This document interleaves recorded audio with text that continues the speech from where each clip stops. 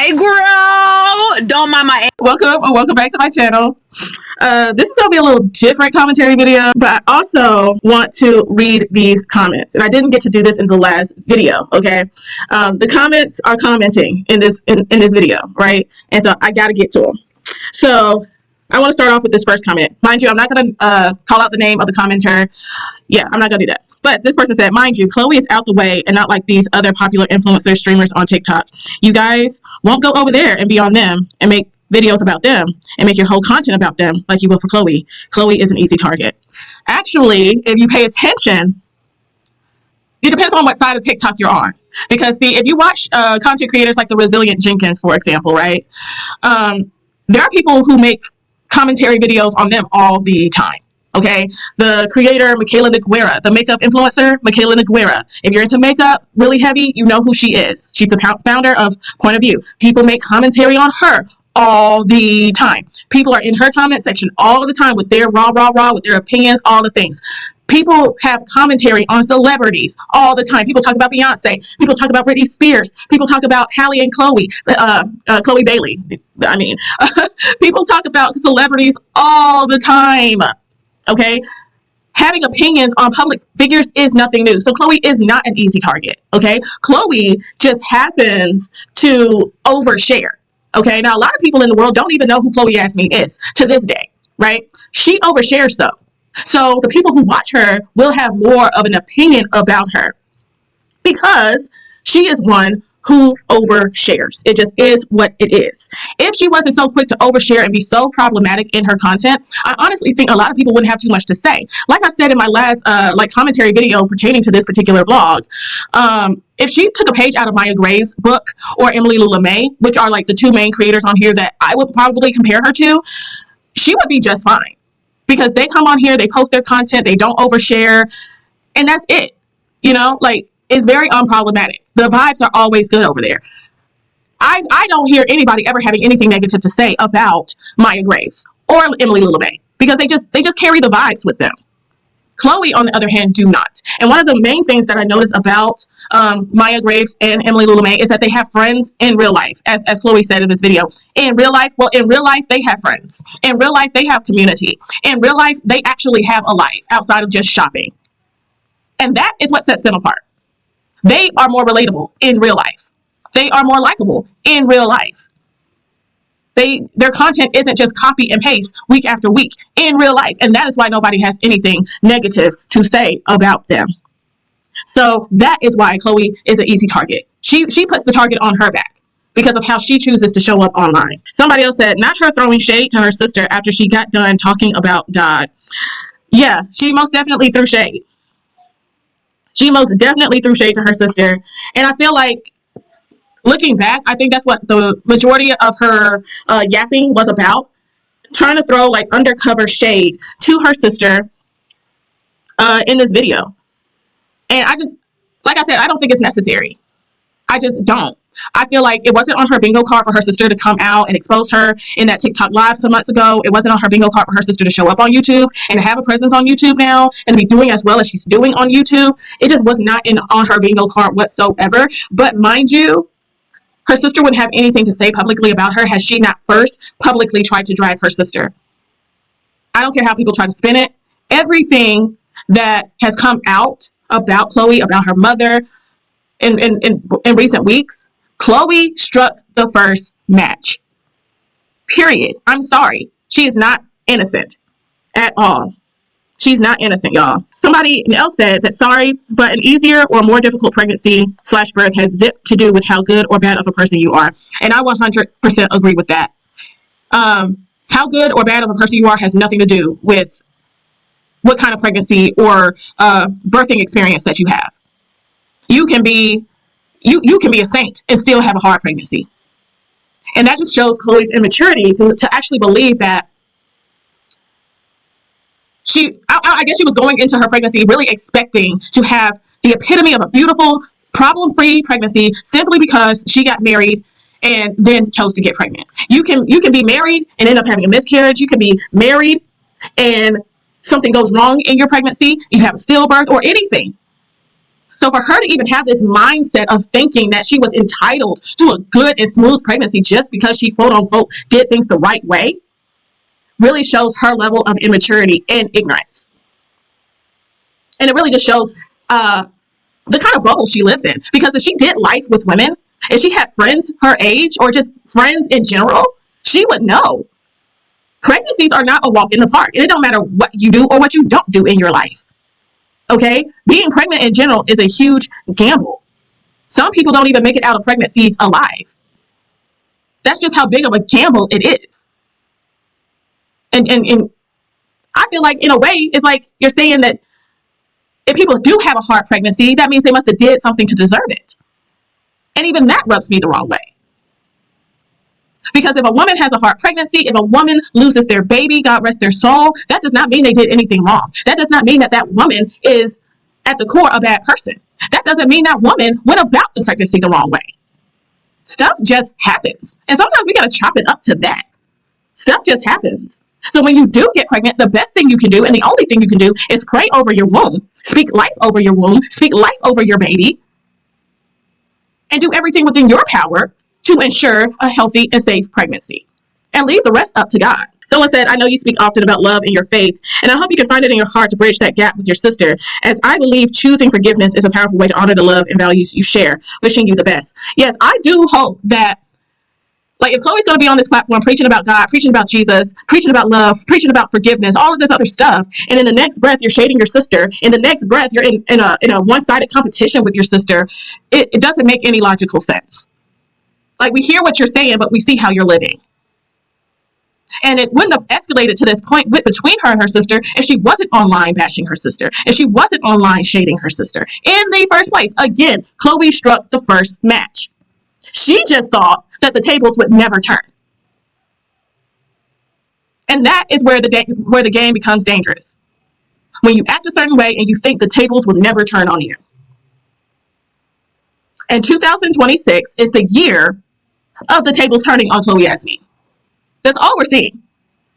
Is Chloe reaping the seeds that she's planted for years now. Someone else said, Chloe, with all due respect, you're so quick to talk about I can't stand people who talk about other people and talking about how you'd be damned if Rhythm did that, quote unquote. But you're literally the first person to drag down people. You're the first one to talk mess about your sister for clout, especially right now knowing she's getting traction. You're the first person to call out other people's hygiene, even if you don't know what they're going through. You're so quick to talk down on others and say stuff like, quote, I've always been beautiful, end quote, and so quick to uplift yourself after talking about others. I think you need a reality check. Don't sit there and say, quote, that can't be me, when it literally is you. You were so quick to talk mess on Bria and your nieces instead of actually acting like a true Christian. You forgive and let God deal with it, but you can't stay dragging everyone to make yourself feel better or to get views. Everyone knows part of the reason you're pushing videos out back to back right now is because your sister came out with her video. So just stop. Stop dragging other people down to make yourself feel better of yourself. You're just as miserable.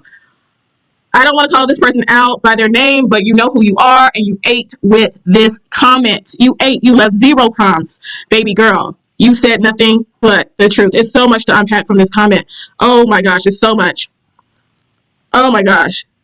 She said, you're literally the first person to drag people down, and she is. She talks about other people so much. Okay, like a few videos back, she was just talking about people's hygiene and how people smell in public. But she's the same person who doesn't want people talking about her. But you'll sit on your platform and talk about and shade people relentlessly without blinking an eye. This commenter said, you're the first one to talk mess about your sister for clout, especially right now knowing she's getting traction. And that's facts. Chloe said in this vlog that people make content about her because they're not relevant. They're not relevant on their own and this, that, and the third. Well, can't we say the same thing about her? She started showing Bria's children on her platform to get views. That's when she started to blow up from what I've been told. From what I heard, that's when she started to blow up, when she was doing all of the teen auntie content and this, that, and the third. So she used Bria's children to become relevant. And she would bring up Bria, she would bring up her father, she would bring up her grandmother, because she doesn't have anything relevant to talk about outside of her family dysfunction.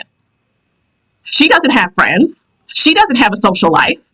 She doesn't have anything else going for herself outside of this channel. And so if she just goes off of what she has going for herself, she doesn't have much to show to us. That's why her content is so boring. That's why her content is so mundane. That's why her content is so copy and paste. Because outside of her talking about her family's dysfunction, she has nothing of substance to talk about. So all she has to do is go to Target and Walmart and TJ Maxx in every other video. And if she's not in a store shopping, she's at home cooking or cleaning. And that is the gist of her channel. And that has been the gist of her channel if she's not on her platform throwing shade to somebody.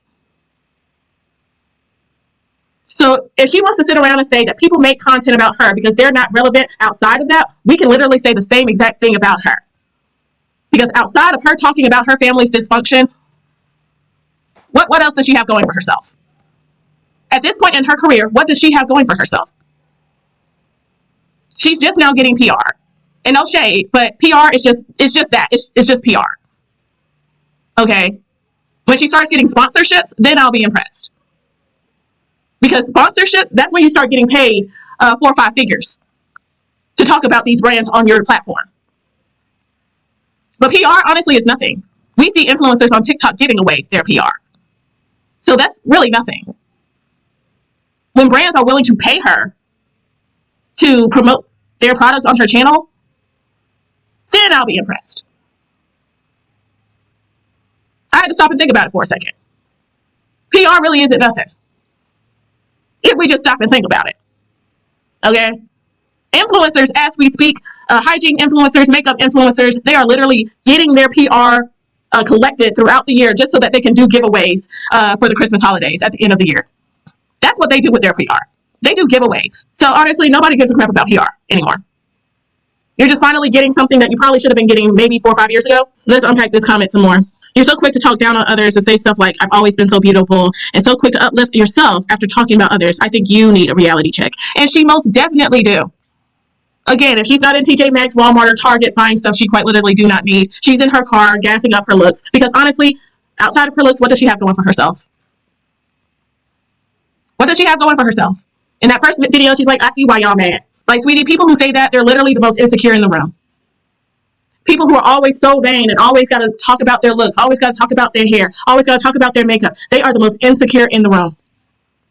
The loudest one who's talking about their looks all the time is the most insecure. Always. So she can sit around and say that people make content about her because they don't have anything to offer. But when she starts offering us things of actual substance and not the same copy and paste she's been giving us for like the past 2 or 3 years straight, then some of her jabs might land. That's all I'm saying. Some of her jabs might actually land. But it's to the point where people can literally not watch her videos for a year straight and then come back and find that they've really missed nothing. It's to that point. It's not like you leave for months on end, come back and find out she started a business. It's not like you leave for months on end, come back and find out she's built a house. Or she's gone out of town, out of the country with her husband for their anniversary and she vlogged it. You know, this is content we find over at Maya Graves' channel, mind you. This is all content, fresh, recent content you can find over on Maya Graves' channel. Her starting a business, building a house from the ground up, traveling the world with her husband. This is the kind of content we're getting from her. Fresh content. And when she talks about the Lord, she doesn't just talk, she lives it. She lives what she preaches. And yes, she's had a rocky and rough childhood and upbringing, but she is actively in therapy to work through that. She doesn't use her platform as a form of therapy. She actually gets therapy. And even though Maya Graves do not have the same subscriber count as her, and she probably don't even get the same kind of views on her videos, but she will always be light years ahead of Chloe Yazmean simply due to the way that she carries herself. And the last thing I want to say pertaining to this vlog and the comments and stuff like that, people are so quick to say, Chloe's young. Maya Graves is literally the same age as her. Literally the same age. Okay, Maya is a few months older than Chloe, but they're the same age. And on paper, they mirror each other so much. They're both biracial, black mom, white dad, same age, didn't have the easiest childhood. But the difference is, when Maya Graves found Jesus, she truly allowed Jesus to come into her heart and change her from the inside out. And she is growing in Christ. She's not stagnant in Christ, nor is she going backwards. She's growing in Christ. And she's not allowing herself to be influenced negatively from platforms like TikTok. She's being the influence. She's not ashamed to openly talk about modesty. It's about living a surrendered life before Christ. She's not ashamed to speak about that and actually live it. And that is the difference between Maya Graves and Chloe Yazmean. So I think overall, Chloe Yazmean needs to take a long, hard look in the mirror before she gets mad at creators like me for making the content that we make. Remember, you struck the first match. There wouldn't be anything to talk about if you didn't give us stuff to talk about. I've never made a video on Maya Graves. Why? Because there's nothing to say. Nothing. Even when she went through her phase of her little house on the prairie phase of wearing nothing but dresses, she even had the maturity to own up to that. She knew she was being somebody she wasn't. And she owned up to it. Self-accountability is something we've yet to see from Chloe. But we see real growth and real self-accountability from Maya Graves 1,000 times in her content. If she's off about something, she knows she's off. And she says it. She's vulnerable. She's real about who she is and where she is in her walk with the Lord. And you can't help but to respect that. But I'm sorry. When you have your sister come out and reveal the things that she has revealed about Chloe and her family, and Chloe gets on here still throwing shade, and the only thing she's even remotely said is somebody's a liar. I'm sorry, but the things that your sister has said about you is too heavy for you to just be saying somebody's a liar. At this point, you either need to address it or you need to be blind to it. But the way she's behaving in vlogs like this, it only tells me one thing, and one thing only, and that is her sister isn't lying on her. That's all it tells me. And yes, I'm on the outside looking in. I don't have a dog in the fight. But the fact that she is not addressing this head on, she is not holding anybody accountable, all that tells me is that her sister is not lying. And I highly doubt her sister would wait this long to tell her side of the story just to get on the internet and lie through her teeth. Because if she just wanted to lie on Chloe, I feel like she would have been said something. But she stayed this quiet this long because I honestly believe she felt like she didn't have anything to prove. But it gets to a point where you can poke and poke and poke and poke and poke and poke until people eventually pop. And they give you the attention you desired. Chloe has been looking for online attention from her sister for years, it seems like, because she keeps bringing stuff to the internet. And her sister has finally given her the attention she wants. So at this point, Chloe, don't punk out now. Address what's being said head on. You didn't mind throwing shade and dragging your sister in the past publicly. So address it publicly. And if you're not woman enough to do that, then spare us the shade. Spare us the jabs at creators. Spare us. Because more and more of people who have been watching you for years, supporting you for years, a lot of us was blind to the BS, but I think a lot of us are starting to wake up. And one thing I know is that any grown woman who can be honest and own up to her faults and own up to her shortcomings, those are women who walk in their truth and live in their truth. And I respect women like Bria. I respect women like Maya Graves. They don't sit on this internet trying to be somebody that they're not. However, with Chloe, we do not see that. Chloe went from saying she didn't want to wear a certain kind of perfume because of the title, and now she's buying Megan Thee Stallion's Hot Girl Summer perfume. What a transition. Where the Chloe that we were watching a few years ago, we wouldn't even knew any Megan Thee Stallion songs. And now you're buying her perfume.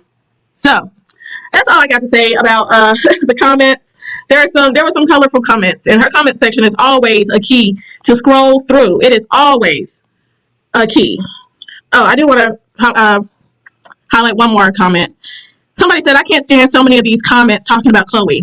Me personally, I don't care what anyone has to say about Chloe or about anything, to be honest, because at the end of the day, Chloe is living her best life. She has her husband, she has her baby, she has her family, she's making good money, and she's doing what most of us aren't able to do every day. So I'm glad that Chloe is blocking out all these negative comments and negative people who are trying to bash her. Like, honestly, just mind your business and let the girl work. First of all, she's not blocking out any negative comments because she's addressing, well, she's not addressing, she's halfway addressing, backhandedly addressing the negativity, quote unquote. That's what she's doing. So anybody happy with their life wouldn't even be giving the quote-unquote negativity attention. Anybody happy with their life wouldn't be sitting on their platform for years bashing their deceased father, in which that alone has always been weird. Why talk ill on the dead? Why do that? That's weird. You're just talking about your grandmother. According to Bria, she also is deceased. And you're bashing your sister and her children. So who happy, who in their right mind, who's quote unquote living their best life, feels to me to sit on their monetized channel and bash people for years? Nobody who is happy does that. Again, if you want to see people who is truly living their best life, look at Emily May, look at Maya Graves. They're living their best life. They're in their bag. They're focused on their career. Okay? Chloe Yazmean, I can't say that about her. Sorry, can't. So she's not blocking out anything. Because if she was, half of this video wouldn't even have made it to the public, honestly. Somebody said, people need to talk about you because if they talk about themselves, nobody would listen. True story. We can say the same about her. Again, we can say the same about her. Didn't she build a platform? Parading her nieces? Talking about some teen auntie, acting like she's some type of teen mom. Single teen mom in school, working 2 jobs.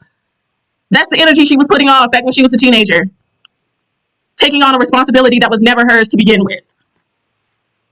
Talking about her dad, talking about her grandma, bashing her sisters for years. So yeah, we can say the same thing about her. And as far as I'm concerned, as long as Chloe is a hot topic, I'm going to keep posting about her. Because you all are going to keep clicking on the video. Okay? It wouldn't be nothing worth talking about if people weren't clicking on the video. We're just giving the people what they want. And even if we weren't making content on her, Reddit pages, Lipstick Alley forums have existed about her for years. We're literally just turning something that has always been content into video form. That's it. That's all. Okay? And if she can sit on her platform and talk about people and get paid, then we can too. It's level playing field. I'm sorry. It's level playing field. But yeah, that's all I wanted to address in this video today, y'all. Her comment section is always the key, and I thought it would be fun to highlight some of the comments under this video, especially since I didn't get a good opportunity to do that in part 1 or part 2. So yeah, as long as she's making the content, as long as she's being controversial, as long as she refuses to take self-accountability and act her age and not her shoe size, we're going to continue making the content. Point blank period. And whoever don't like it, you don't have to like it, you know? Continue supporting her while she continues to ignore you. Okay? So, and that's another thing. She acknowledges us. She probably knows who we are. She's probably on our platforms and channels on a weekly basis. Meanwhile, y'all are over here going to bat for her and she doesn't know who you are. She doesn't know who you are. She'll never acknowledge you unless you're sending her something, that is. So, yeah. If you want her to acknowledge you, prepare to spend your hard-earned money sending her stuff. For her to take months to actually go and pick up, by the way. But yeah, that's all I got to say, y'all. I hope y'all enjoyed this little kiki. If you did, please like, comment, and subscribe to the channel. More content on the way. I'll see you guys in the next one. Bye.